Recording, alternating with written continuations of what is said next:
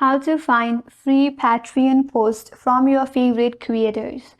Hi everyone, this is Kate and welcome back to another video. And in today's video, we will learn how we can find free Patreon posts from your favorite creators. So without further delay, let's get started with this video.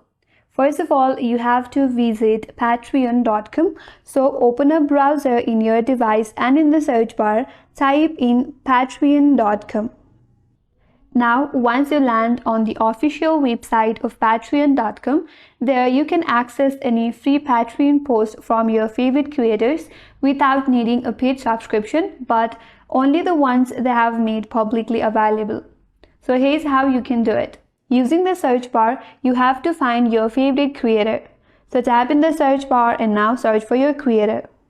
Once you're on their page, you can scroll through their post section. There is a filter icon right there.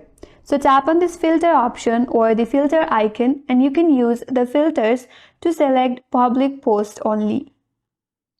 Then select public. After that, tap on apply. Now you can scroll through your post and then you can view or access your public post.